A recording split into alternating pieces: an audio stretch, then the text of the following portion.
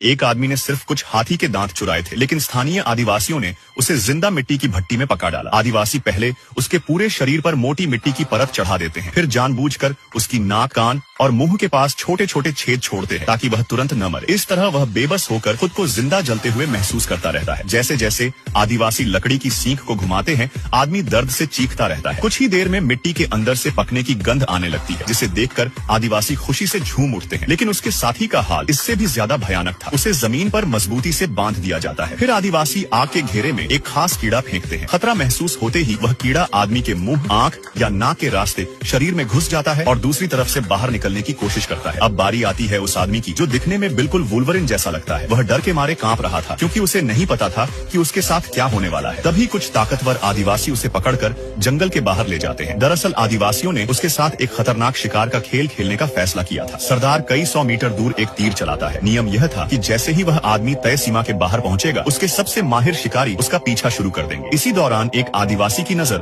उसकी सोने की अंगूठी पर पड़ती है। वह अंगूठी निकालने की कोशिश करता है, लेकिन जब वह नहीं निकलती तो वह उसकी उंगली काटने की बात करता है, मगर सरदार उसे रोक देता है। उसका कहना था कि आदमी तो वैसे भी मरने वाला है, इसलिए पहले खेल का मजा लिया जाए और अंगूठी बाद में निकाल लेंगे। इसके बाद वह आदमी को भागने का इशारा कर देता है। आजाद होते ही वह हैरान रह जाता है। उसे यकीन ही नहीं होता कि आदिवासियों ने सचमुच उसे छोड़ दिया है। जबकि शिकार दूर भाग रहा था तो आदिवासी बिल्कुल भी परेशान नहीं थे। उल्टा वे वहीं खड़े होकर उसका हौसला बढ़ा रहे थे, क्योंकि उनके मुताबिक एक बाहरी इंसान कभी भी उनकी पकड़ से बच नहीं सकता था। लेकिन उन्हें क्या पता था कि यही घमंड जल्द ही शिकारी और शिकार की जगह बदलने वाला है। जैसे ही वह आदमी तय सीमा से बाहर पहुंचता है तो एक आदिवासी शिकारी उसके पीछे निकल पड़ता है। आदमी का शरीर भले ही मजबूत था, लेकिन अफ्रीका की झुलसा देने वाली गर्मी ने उसकी हालत खराब कर दी थी। वहीं आदिवासी मानो हवा से बातें कर रहा था। कुछ ही मिनटों में वह उसके बिल्कुल पीछे पहुंच जाता है। खत्म करने की जल्दबाजी में आदिवासी बिना सोचे समझे अपना भाला उसकी तरफ फेंक देता है, लेकिन आदमी फुर्ती दिखाते हुए जमीन से हथियार उठा लेता है और पलटवार करते हुए सीधे उसकी तरफ टूट पड़ता है। कुछ ही पलों में